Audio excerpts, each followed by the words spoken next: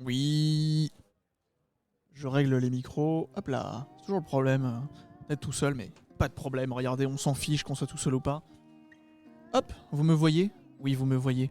Et rebonjour. J'espère que ça vous plaît de voir ces développeurs discuter avec nous. On va pouvoir accueillir nos prochains développeurs. Ils sont en train d'écrire des choses.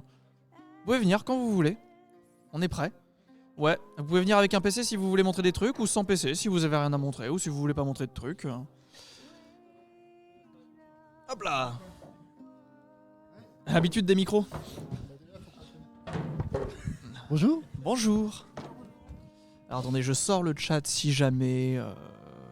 pour le moment non, hein, mais vous inquiétez pas. Ah, j'ai pas lancé le record. Attendez, vous voulez être record?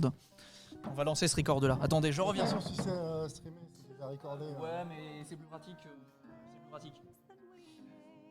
Ouais, voilà. Allô? Voilà, on lance le record je vois à allô, l'arrache. Non, demain. Ah d'accord. Je sais plus. Non, c'est tout à l'heure, allô, peut-être. Hop là. Hop. Oui, bonjour. Bonjour. Hop. Toujours bonjour, hein, bien évidemment.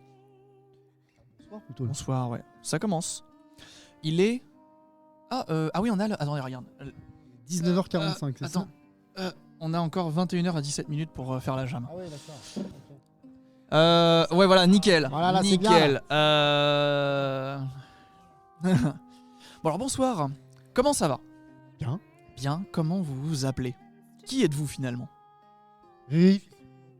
Il manque Riri, Fifi et Loulou. Parce que à la base, on devait être 3, mais du coup, on est que 2. Donc, Ok. ouais. Mohamed. Ok. Et Benoît. Ok, vous venez d'où? De loin. Non, je déconne. D'ici, de la région. Ok, de la région de Rouen. Voilà, petit et grand. Quoi. Et vous avez... Comme ça, petit et grand. C'est bien. Voilà. Et comment vous avez entendu parler de la Game Jam? C'est moi, oui. Du coup, Julien Dubus, qui Ouais. est le président de BH3, Ouais. on travaille ensemble. Ok. Il est PPE avec nous dans le bot. Enfin, on travaille chez Manuelier. Oui, il a changé de boîte récemment, je crois. Quand Oui, il avait changé de boîte. Il est arrivé un peu avant moi, effectivement. Ouais. On est arrivé tout nouveau. Et il m'a parlé de son association. Et puis quelques temps plus tard, il m'a dit que voilà, la Game Jam, est-ce que t'es tenté de former une équipe, etc. Et voilà. Ok, très bien. Est-ce que vous pouvez nous parler un peu de vous, de votre parcours et d'où vous avez eu vos bagages pour faire la Game Jam? Les bagages, on les a chez Samsonite.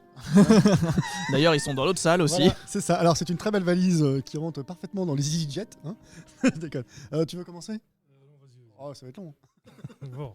Bah, on est là pour faire un peu une pause hein, dans votre création. Ouais. On essaie de tenir 10 minutes. Si vous voulez tenir plus longtemps, c'est vous qui décidez. C'est vos 31 heures. Donc moi, comment je suis arrivé là? Moi, je suis développeur de base. Ok. Développeur, alors si je refais le parcours, j'avais commencé par un vieux langage purement scientifique qui s'appelle le Fortran. Puis j'ai basculé derrière vers l'usinage, l'industrie pétrochimique, et puis je suis revenu dans le dev. Sauf que dans le dev web, c'était pas les mêmes approches, la même culture de développer, etc.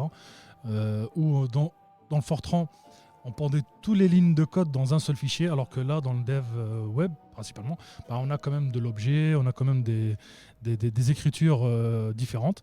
Et donc, je me suis auto-formé de base. Et à force, finalement, je suis devenu dev. Ok. Mais du coup, ça reste ton métier d'être dev web? Ah oui, clairement, Ok. ouais. Et tu participes beaucoup à des activités comme ça, extra-professionnelles Pour le coup, c'est la première fois que je participe à un événement. C'est la première fois que oui. c'est la première game jam que tu fais, et pour le coup, c'est la première fois que tu codes en dehors de ton domaine professionnel? Oui, disons ça comme ça, oui. Après, Ok. je code chez moi pour Pour faire des trucs pour simplifier m'amuser. la vie, quoi. Ou pour m'amuser surtout, parce que c'est vraiment amusant comme métier, mais dans un événement où il y a de l'organisation, il y a un objectif, il y a un projet à sortir, etc., c'est la première fois pour...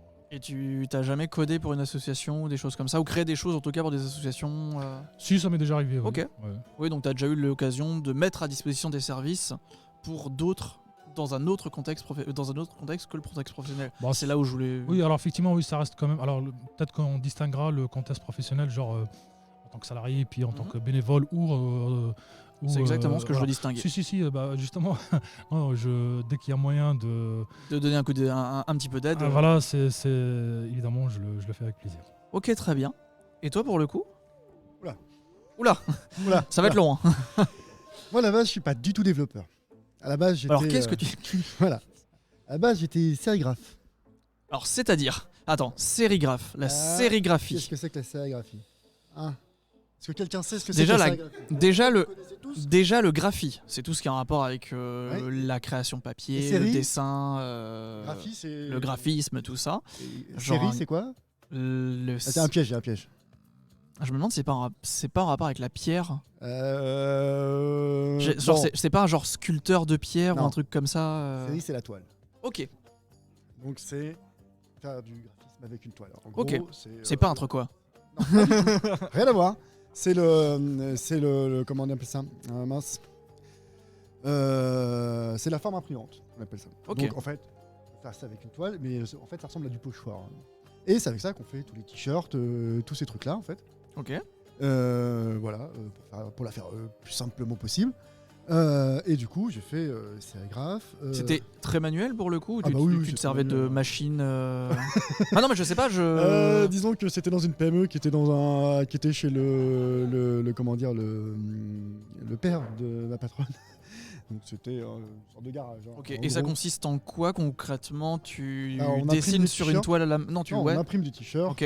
C'est un peu comme le flocage ou des choses comme ça ouais, ou sauf que, oui. Du coup, le flocage, c'est un terme générique qu'on utilise maintenant. Enfin, à la base, c'est pas un terme générique, c'est une méthode d'impression. Ok. Mais ce qu'on appelle le flocage aujourd'hui, c'est plus du transfert. On imprime ça. Et N'hésite les- pas à parler dans le micro Oui, oui. et te déplacer Ouais, toujours parce que avec là, le je bouge micro beaucoup. devant. Ouais. Je sais, en plus. Je vais me mettre devant la cam, comme ça tu vas Normalement, regarder. ouais, non, mais oui, c'est parce que voilà, je suis un peu fatigué. Mais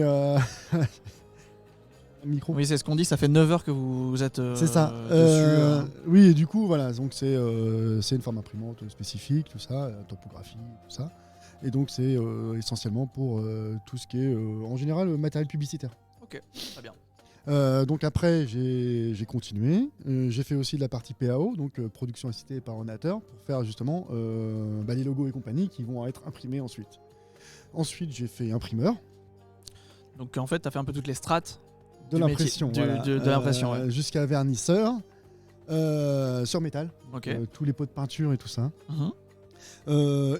Pendant tout ce temps-là, j'avais mes petites activités à côté, où je m'amusais à créer mes petits sites internet en HTML, CSS, T'as en appris, pur, hein, genre sans base de données, ni rien, quoi, t'as vraiment appris à de l'ancienne, toi-même. c'est ça.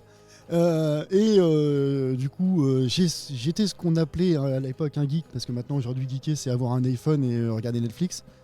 Et du coup, nous, geeker, c'était plus justement faire ce genre de choses. Et je me suis retrouvé dans une association qui s'appelle mo5.com, qui est une association de préservation du patrimoine numérique, Ok. qui a la plus grosse collection d'Europe de machines et de jeux. Il y a la Bibliothèque de France aussi. La BNF, c'est encore autre chose. C'est On encore travaille autre- avec la BNF. Vous travaillez avec la BNF, hein.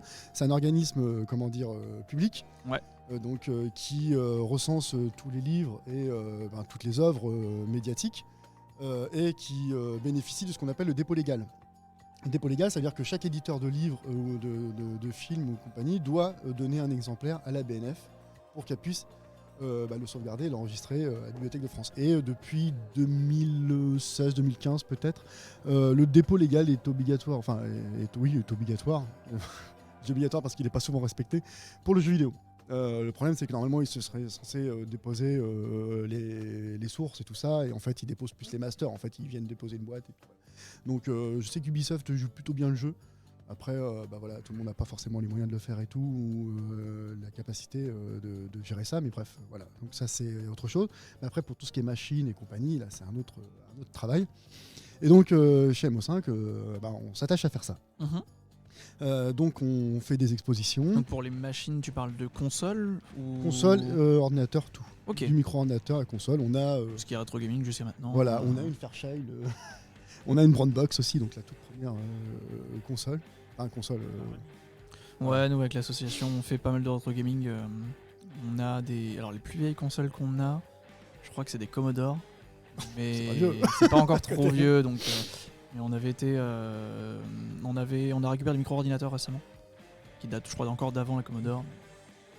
Bah nous, justement, on y reviendra après, mais on fait quelques trucs aussi avec les micro-ordinateurs. Donc voilà, et on nous retrouve assez facilement en fait. On fait en général, on est tous les stands rétro gaming des gros festivals. Ok. Donc C'est- Paris Game Week, c'est nous. Association MO5, c'est ça? Ouais. MO5, ok. C'est ça. Donc le stand rétro gaming Paris Game Week, c'est nous. Ok, À la Japan Expo, c'est nous. ok, Paris Manga, c'est nous. ok. On a fait pas mal aussi le truc à Rennes là, comment ça s'appelle? Le Stunfest. Stunfest. Bah, les runners de STA font souvent le Stunfest qui sont de l'autre côté. D'accord. Et du coup, voilà, aussi pas mal. On les connaît parce qu'on a un événement annuel et je crois que ça fait genre 6 ans d'affilée qu'on fait la même date.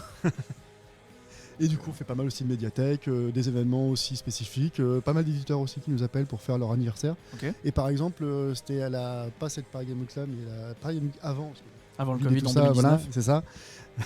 J'ai moins Covid. La partie rétro gaming du stand d'Ubisoft, c'était nous. Ok, très bien. Donc voilà, donc on fait pas mal d'anniversaires comme ça, parce que souvent on a plus de matos que eux en fait, sur leurs vieux jeux en fait. Et toi actuellement tu es salarié là-dedans? Non, pas du tout. Non, moi, je suis du coup développeur web maintenant. Développeur web? Parce que je suis passé aussi dans un grand syndicat national aussi. Ok. Voilà. Du coup, donc ça c'est ce que je faisais. J'étais à l'association avant Ok. d'être développeur et j'ai été responsable dev dans l'association il y a longtemps. Je suis redevenu. Enfin bref. Ça a beaucoup changé. Ouais, voilà, j'ai aussi géré les expos, on a fait la Gamescom, ce genre de choses, très très sympa. Du coup, Attends parce que la caméra n'a plus de la caméra n'a plus de batterie. Donc ce que je vais faire c'est que tu vas continuer à parler. Moi je t'écoute. Ok. Du coup, j'en étais où? La Gamescom. Voilà. Oui, du coup, on a fait plein de trucs comme ça dans l'association. Oui, ça c'est encore autre chose. Parce que du coup, on a eu aussi, on avait fait en 2011, je crois, une grosse exposition. Comment on appelle ça? Mince, je sais plus, qui s'appelait Game Story. Enfin, c'était la plus grosse exposition jeux vidéo de France, qui a duré 3 mois, je crois. Pardon? Ouais. Et non, mais il y avait la queue tous les jours en fait. Il y avait des queues de 6 heures. Ah ouais. Ouais, et on a exporté Game Story au Québec aussi. Donc, on a eu des éditions de Game Story. C'était quoi? C'était au. Ah, j'ai plus le nom, c'est dingue. Bon, de toute façon, c'est facilement retrouvable. Ouais. Donc voilà, donc ça c'était la partie MO5. Avec le Covid, du coup, on a dû aussi changer quelques activités pour pas perdre le contact. Donc on a commencé les streams et tout ça. Et du coup, on stream actuellement là-bas. Ah, vous êtes en stream Ouais, en train de développer le jeu. Ah, c'est voilà, trop c'est bien ça. Mais vous avez vu avec le staff pour streamer ou vous arrivez à streamer avec un débit qu'il vous faut? Oh, ouais, bon, on y Parce que arrive. je crois que Ça va, juste- on n'a pas beaucoup de mouvements sur les caméras. En donc fait, ça va. au niveau des débits, on a des profils. En fait, c'est de l'intranet et tout est géré par des gens et en fonction des profils de connexion au réseau, ils ont alloué un débit d'upload ou de download. D'accord. Par exemple, nous on a 20 et je crois que vous avez 2 ou 3. Ouais, c'est ça. Bon, Mais du coup, c'est pour éviter qu'il y ait trop de monde qui pompe de débit à droite à gauche, quoi. Donc on s'en sort pas trop mal. Et du coup voilà, donc on fait aussi des streams. On a fait aussi pas mal de gros streams sympathiques. Voilà. Et aussi justement quand on parlait de vieux ordinateurs, l'association actuellement a lancé une campagne pour acquérir le premier micro-ordinateur qui est français. Ça s'appelle le Micral. Ok. Donc c'est vraiment la première mondiale. Je veux dire, avant les micro-ordinateurs ça n'existait pas. Et donc il est actuellement chez nous. On fait pas mal de travaux, c'est-à-dire que on l'a remis en état, on crée des émulateurs, des programmes et tout ça, et c'est pour de la recherche en fait, parce que on n'est pas une association de rétro gaming, on n'est pas là pour, on expose des consoles et compagnie, mais C'est de l'exploitation en fait. ouais, on gère ça comme un musée, parce que le but derrière c'est d'avoir un musée national du jeu vidéo, et donc, nous on n'a pas une machine, on a 3 exemplaires de chaque machine, tout est, bref, voilà, et le Micral, il fallait qu'on l'ait, et sachant qu'en plus le Micral dans le monde, on sait que c'était pas la laine, ouais, c'est ça, le numéro 2 de Microsoft, qui en avait acheté un aux enchères, mais à 50 000 $, je crois. Et il marche pas, le sien. Ah. Le sien ne marche pas. Dommage. Voilà.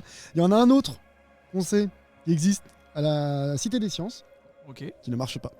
Et le nôtre, il marche. Et vous en avez fait l'acquisition, ça y est, du premier ou... Bah, on l'a, mais on Non, l'a pas vous en encore avez payé. un, vous en avez un. Des... Ouais, parce que du coup, on avait demandé 20 000 euros, on en a 13 000, je crois.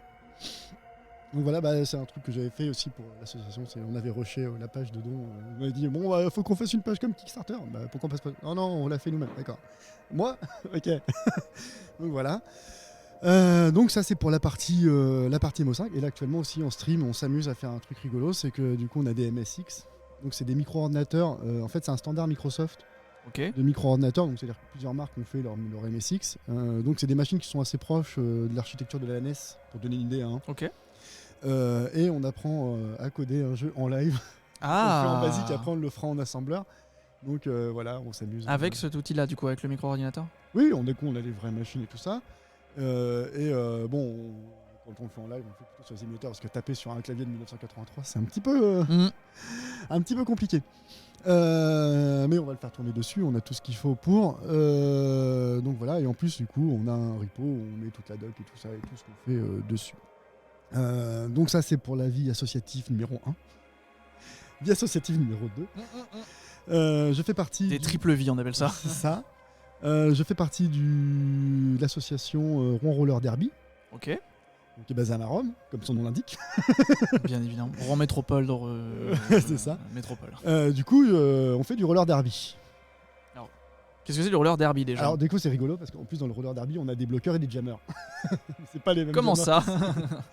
Donc, en fait, c'est un jeu de biche. Je sais pas si t'as vu le film Bliss. Non. Bah, du coup, tu vas pas du tout voir à quoi ça ressemble. Absolument. Pour moi, du roller, déjà, je vois ce que c'est. Voilà, donc on est sur une piste, mais on n'est pas là pour faire de la course, en fait. Mais attends, il y a il y a Ubisoft qui a sorti un roller comme ça. Un roller champion, mais bon, là, c'est plus de la course avec un ballon et Ok. tout ça. Mais dans l'idée, on n'est pas trop loin. On n'est pas trop loin. Ouais. Disons qu'en gros, nous, notre jammer, c'est celui qui doit dépasser les autres joueurs, donc passer en fait ce qu'on appelle un mur en fait, de bloqueur pour gagner des points. Donc à chaque personne qui dépasse. C'est un peu comme une course dans un vélodrome au vélo. Sauf que t'es pas là pour tourner tout les. le temps. On a justement des règles qui font que justement, il faut éviter que ça soit une course. Donc, tu dois passer, revenir et repasser. Ok. Comme un espèce de checkpoint. C'est à chaque doublage. Voilà, c'est ça. Et donc, voilà. Mhm. Du coup, ça ressemble à plus à du rugby en roller. Ok. Et dans cette association-là, je développe aussi une application sur mon temps libre qui permet de gérer les entraînements, tout ça, et aussi des petits quiz, des petits machins pour apprendre les règles, parce que le roller derby, c'est un peu comme le permis moto. On passe de la théorie et de la pratique pour pouvoir être sur le track, donc sur la piste, parce que voilà, faut qu'on s'assure qu'on soit pas dangereux pour les autres, donc qu'on connaisse bien les bases des règles et tout ça, et qu'on ait un minimum de Limite un permis pour pouvoir être avec les Ouais, autres c'est sur le ça, terrain. Quoi. Exactement. Ok. Donc voilà, et puis accessoirement, oui, maintenant je suis développeur web, parce que j'ai continué finalement ce qu'on fait en imprimerie sur le web, et voilà. Et du coup, développeur web, tu le fais depuis combien de temps? Oula, Est-ce que, dans le sens où, est-ce que c'est l'une des situations qui était pour toi la plus stable depuis que tu fais ça, ou pour le moment c'est dans le même ordre d'idée que le reste? l'imprimerie, j'ai fait ça pendant 15 ans, je crois. Mhm. Le développeur web, ça s'est un peu chevauché, mais ça commence à faire Un petit paquet bout de d'années temps, quand même. Ok. Mais voilà, formation pareil, seul et compagnie. Ok. Voilà. Et du coup, pour revenir à la jam d'aujourd'hui, Oui. vous, est-ce que vous vous connaissiez avant de faire la jam? On était collègues dans une boîte avant. Dans l'une des nombreuses boîtes en question, C'est ça. et vous avez entendu parler de la jam quasiment en même temps, et vous C'est êtes lui, en fait. et tu l'as appelé il m'a pour... engrainé, voilà. Julien m'a missionné pour. Du coup, comme je disais, Julien m'a missionné pour former une équipe. Effectivement, j'ai pas non plus un grand réseau de développeurs, si ce n'est des connaissances vite fait, et que je connais pas non plus leurs compétences. Mais du coup, je me retourne vers les personnes que je connais bien et qui maîtrisent bien surtout toute cette partie. Parce que chose qu'il n'a pas dite, parce qu'il a plein de choses à dire, c'est qu'il crée des jeux aussi. Ah oui, aussi. Ouais. Si, En partie, quoi. Le jeu il était pas mal celui-là, un jeu de bataille spatiale. Franchement, il était bien. Ça fonctionnait en réseau avec 2 joueurs, etc. Pas toujours, oui. C'est toujours la version bêta. Et du coup, voilà, je pensais que c'était le meilleur profil pour intégrer cette jam. Normalement, on devait être 3, mais il y a un de nos collègues, il s'est désisté à la dernière minute pour des raisons personnelles. Mais là, du coup, on se retrouve à 2. Et puis, puis voilà. Et je vais vous poser la question qu'on a posée à tout le monde. On voit le thème sur cette image en bas à droite. Oui. Quelle a été votre réaction quand vous avez vu le thème ? On n'a rien compris. Alors moi, quand j'ai vu ça, parce que j'ai regardé un peu les anciennes Game Jam, généralement c'est une phrase, tu vois, c'est un mot qui est un peu évocateur, mais là j'étais un peu surpris, donc j'ai tilté 3-4 secondes, mouliné, puis l'idée est sortie en fait. Et toi, pour le coup ? Au début, compliqué en voyant le schéma, parce que là, quand j'y pense comme ça, là, en regardant maintenant, c'est On le presque voit de la pas, physique quantique. on quoi, mais, le voit en tout petit. Je pense que même vous qui nous regardez sur téléphone, vous le voyez à peine. Mais Et du coup, quand on est arrivé rassemblement dans le contexte social actuel, et comme je disais, étant passé Oui. dans un syndicat, C'est vrai. ça m'a donné des idées directes pour un petit jeu rigolo. Voilà. pouvez nous dire un petit peu sur quoi vous êtes parti ? Ou Oui. sinon, vous pouvez garder ça aussi pour vous. Non, ça peut être rigolo. Oui, parce que bon, on a fait des petits jeux comme ça, mais c'est vraiment bricolage. On est des développeurs web et en fait, nous, on se sert aussi de cette Game Lab pour apprendre, voilà, tester des trucs. Sur parce le que, tas, quoi. Voilà, nous, on est parti sur des trucs qu'on a. Enfin, j'ai jamais fait un jeu avec les trucs qu'on a utilisés là. Ou les contraintes d'une game jam, peut-être. Hein. C'est Ouais, votre aussi, première game jam à tous les deux, donc. C'est ça. Du coup, voilà, donc un peu spécifique. Donc, on est parti un peu à l'aventure, hein, parce que je vois qu'il y en a qui mettent la maîtrise déjà des outils et tout ça. Nous, on s'est dit non, on a juste testé un petit peu, voir un petit peu ce qui allait nous moins poser problème, parce qu'on voulait pas partir sur un truc où on démarre 5 heures et au bout d'un moment, on se dit bah non, on est bloqué. Et puis là, parce que courbe d'apprentissage trop gros, c'est impossible à passer. Non, il fallait quand même qu'un truc qu'on puisse maîtriser et revenir en arrière au cas où.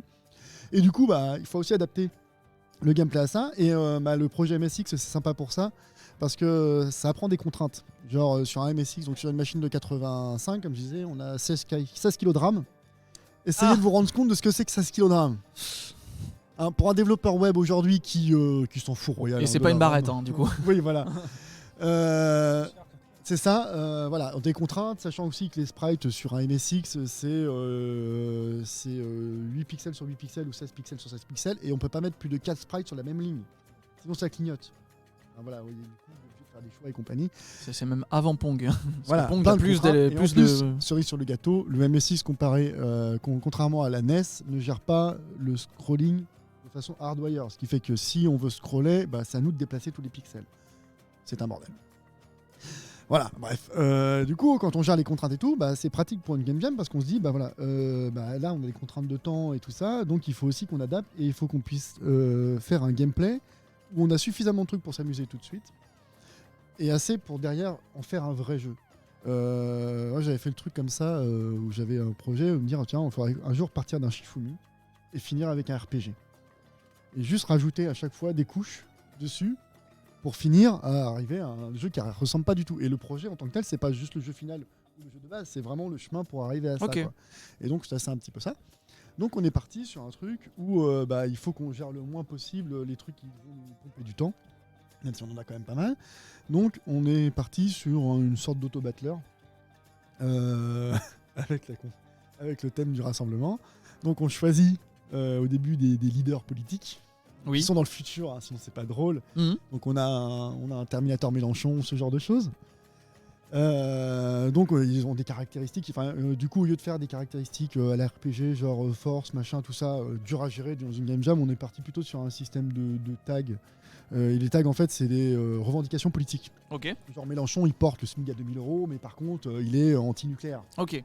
Voilà, on part là-dessus et notre Zemmour, lui, il va être immigration et il va être tout nucléaire, par exemple. Enfin, ce genre de truc. Et donc, une fois qu'on a choisi notre leader, on a des points de popularité. Donc, de base, les mêmes pour tout le monde. Et on doit pouvoir recruter des groupes. Donc, les groupes ont aussi des affinités. Des et groupes en fonction des politiques. affinités qu'on peut avoir, ça va plus ou moins multiplier le score derrière. Donc, au début, genre 30 points, on n'a pas encore défini 30 points de popularité, on achète nos groupes, et là après on peut aller manifester. Donc on a normalement même le goal final disponible tout de suite, mais si on le fait, on va se faire détruire tout simplement. Et donc il faut arriver à finir une manifestation pour engranger des nouveaux points de popularité pour recommencer et du coup acheter de nouveaux groupes en fait. Donc en fait c'est un dying retry. Hein. Ok. Et toute la partie derrière manifestation, nous, on la gère pas dans le sens où le joueur il a rien à faire. Oui, c'est l'IA qui. Voilà, Enfin, il y a c'est une ça. IA qui gère tout seul. En fait, ça va être tout con, hein. Ça va être juste nos groupes qui vont affronter des CRS ou ce genre de choses, et en fonction du machin, c'est on du aura- futur, hein, voilà, bien évidemment. forcément. Dans le jeu, hein, dans le jeu. Exactement. Donc il y aura plus ou moins de groupes de CRS, ça c'est pareil, pour l'instant on va mettre des trucs de base, et le reste je pense que ce sera fait après la Game Jam, parce que bon, ça va être compliqué. Vous avez l'intention de continuer le jeu que Ouais, vous êtes en train de ouais, créer je après pense- la Game Jam? je pense que là, il y a moyen de le faire derrière facilement, quoi. À titre comparatif, il y a Fleurfield et Tiger Studio qui ont un stand derrière. Il faut savoir que les jeux qu'ils présentent aujourd'hui ont été faits en Game Jam. Ah. Et que du coup, il y a Spellswap pour Tiger Studio. C'était un thème de Game Jam et du coup ils ont peaufiné le jeu. Enfin, Spellswap non, mais d'autres jeux oui. C'est des choses qu'ils ont peaufinées après la sortie du jeu pour les présenter et créer un peu leur studio autour de ça. Ça c'est un truc qu'on fait parce que du coup tout Fleurfield pour le coup qui a Judas Million the Biker, le truc motoriste futuriste, c'est un concept de Game Jam, purement. tu vois, un dimanche sur deux, on fait ce qu'on appelle les rétro news Ok. chez MO5, donc c'est l'actualité du rétro. Ouais. C'est bizarre à dire, hein. Bah non mais oui.